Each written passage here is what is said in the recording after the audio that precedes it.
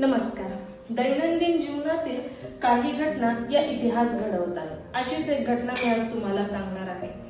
दिवस होता 22 सप्टेंबर 1992. ठिकाण होते राजस्थान. भनवारी देवी ह्या वुमेन एम्पॉवरमेंट, वुमेन डेव्हलपमेंटसाठी गव्हर्नमेंट थ्रू काम करत होत्या.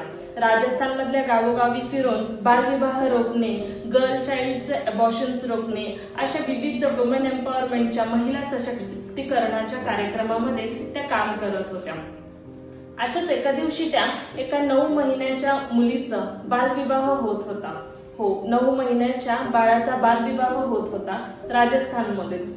तेव्हा ते रोखण्यास ते गेल्या होत्या आणि म्हणून एका ब्राह्मण समाजाचं हे लग्न होतं आणि त्यांनी ते लग्न रोखलं. आणि तिकडून येता येता शेतामध्ये ते भानवारीबाई आणि त्यांच्या पती हे दोघं असताना त्याच घरातल्या 5 पुरुषांनी भनवारीबाई यांच्यावरती गँगरेप केला. त्यांच्या पती समोरच हा गँगरेप करण्यात आला. म्हणून भनवारीबाई जेव्हा पोलीस स्टेशनमध्ये गेल्या, 52 तास त्यांचं मेडिकल टेस्ट घेण्यास नकार दिला आणि ही पिटिशन, ही केस कोर्टामध्ये फाईल करण्यात आली. आणि कोर्टाचं जजमेंट, डिस्ट्रिक्ट कोर्टाचं जजमेंट असं होतं की एक ब्राह्मण समाजातले पुरुष हे लोअर कास्टच्या, कमी कास्टच्या बाईवरती अत्याचार करू शकत नाही. आणि दुसरं की एखाद्या पतीसमोर त्याच्या पत्नीवरती कोणताच पुरुष बलात्कार करू शकत नाही. आणि यामुळे त्यांची केस फेटाळली गेली. यानंतर भविष्यामध्ये विशाखा म्हणून एनजीओ होते. बरेचसे एनजीओ एकत्र आले. त्यांना भनवारी देवी बद्दल त्यांची ही केस कळली आणि इंटरनॅशनल मीडियाने हा मुद्दा उचलला. आणि नंतरच भविष्यामध्ये भनवारी देवी वर्सेस स्टेट ऑफ राजस्थान 1997 ही एक खूप मोठी केस बनली. आणि यामुळे सुप्रीम कोर्टाने विशाखा गाईडलाईन 1997 हे गाईडलाईन पारित करण्यात आले. यामध्ये वर्कप्लेस म्हणजे कामाच्या जागेवर महिलांवर होणाऱ्या अत्याचाराविरुद्ध सर्व गाईडलाईन सांगण्यात आले.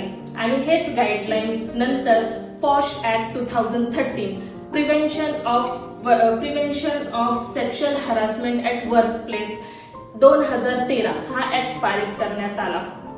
यामध्ये महिलांना वर्कप्लेसमध्ये म्हणजे त्यांच्या कामाच्या ठिकाणी सेक्शुअल हॅरासमेंट म्हणजे कोणत्याही अत्याचाराविरुद्ध लढण्याची पॉवर देण्यात आली.